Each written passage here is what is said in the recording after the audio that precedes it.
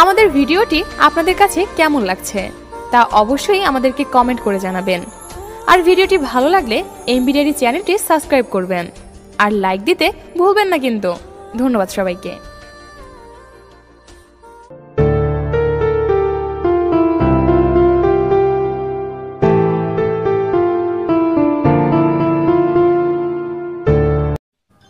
নিরাশ হবে না।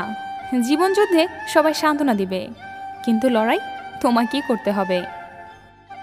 অহংকার তারাই করে যারা হঠাৎ করে এমন কিছু পেয়ে যায় যেটা পাওয়ার যোগ্যতা তাদের কখনো ছিল না। আবেগ হলো মোমবাতি, কিছুক্ষণ জ্বলে পরে নিভে যায়। আর বিবেক হলো সূর্য, যা কখনো নেবে না। কষ্ট পেলে কি ভালোবাসা হারিয়ে যায়? কখনো না। যে ভালোবাসতে জানে সে হাজার কষ্টের মাঝেও ভালোবাসতে পারে। জীবনের বোঝা বইতে গিয়ে বোঝা যায়, এর চেয়ে স্কুলে ব্যাগটা হালকা ছিল। মনের কষ্ট আর চোখের পানি কাউকে দেখাতে নেই। জীবন সুখের হয় কাউকে বলতে নেই, কারণ সবাই কষ্ট দিতে পারে, কিন্তু কষ্টের ভাগ কেউ নিতে পারে না। যখন কেউ বুঝতে পারবে আপনি তার জন্য পাগল, তখন সে আপনাকে অবহেলা করা শুরু করবে। এটাই বাস্তব। যার কাছে সম্পর্কের মূল্য সবচেয়ে বেশি, সে সবসময় সরি বলে।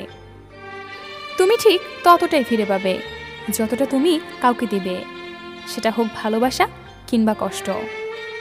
জীবনে যাই হোক না কেন কখনো হাসতে ভুলে যেও না, কারণ হাসিটা তোমার শক্তি আর সাহস যোগাবে।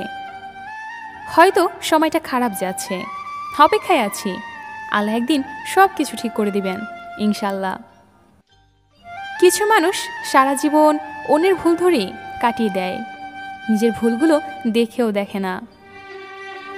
মধ্যবিত্ত ঘরের ছেলেমেয়েগুলো চোখে স্বপ্ন থাকে, কিন্তু সেটা পূরণ করার মতো টাকা থাকে না।